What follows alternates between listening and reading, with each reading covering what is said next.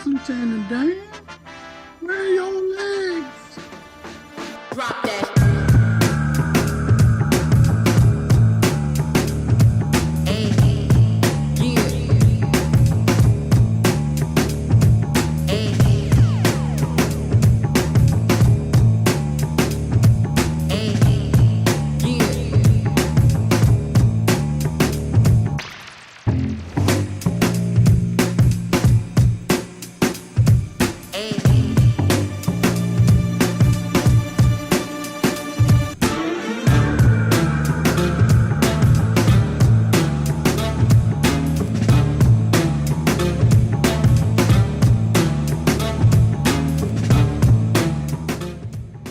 Good morning. If you're observing, you'll notice this jack stands under there, the jack. I'll play what all I just did. I just jacked it up. But what we're doing this morning, watch my nugget, is you'll see over there, it's pretty moist. So what we're gonna do is disconnect everything back here, drop the rear end, and I bought gaskets to reseal the 9-inch because clearly it's not happy. So we're gonna get that done. I do want to show the travel. So right now, because I'm jacked up on the housing, so this is literally as shoved up as it can possibly be. And to show you guys how bad this suspension setup really was, we're gonna go like this. Let's see if I can put you, oh, that might work better.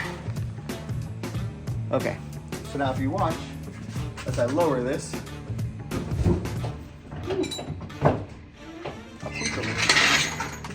all right, so now you can see how much separation there is in that. This doesn't do this going down track. So for 2025, I do plan to fix that to where we can get this separation.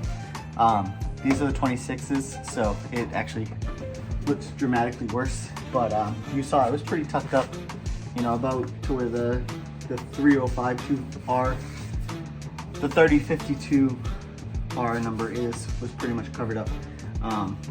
And yeah, now we've got this. So it's quite a bit of travel it should have that it doesn't. So we're gonna work on that. But for now, I'm gonna throw you guys back on time lapse, rip the wheels off, and we're gonna start pulling the rear end back out.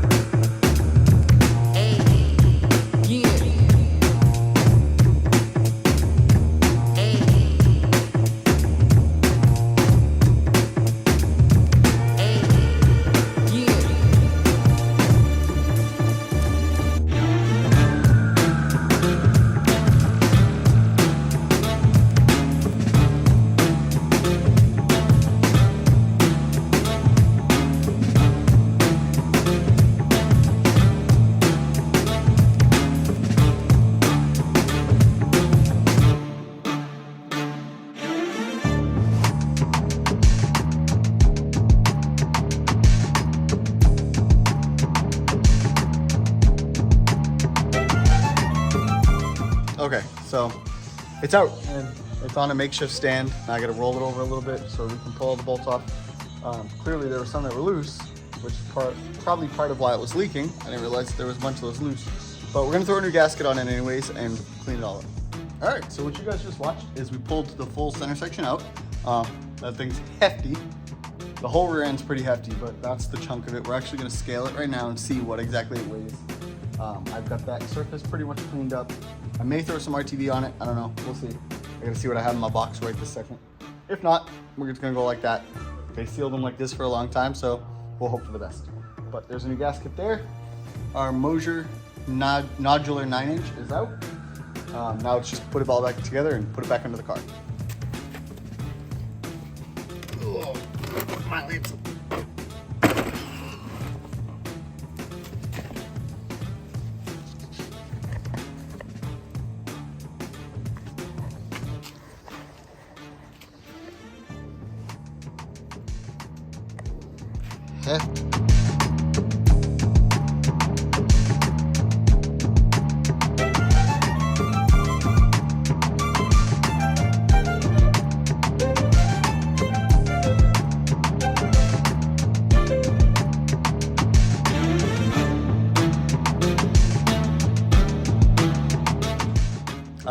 due to unforeseen circumstances, we puked out all of the fluid that I was trying to save. So I've now cleaned out the housing. I'm gonna drill a hole in there, and we're gonna try and run a fitting off the bottom, like an O2 bung welded on there, so that we can drain from the bottom of the pan, from the bottom of the housing, and then I'll drill another hole up top, and we'll clean all that mess out. But now the housing's clean. After I drill the holes, I have to order this stuff. I at least want to put pilot holes in so I know where the stuff's gonna go.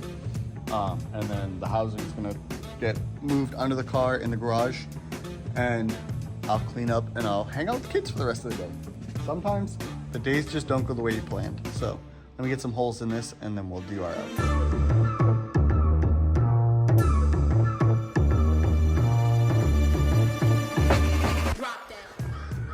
All right, so you can see daylight through there and daylight through there.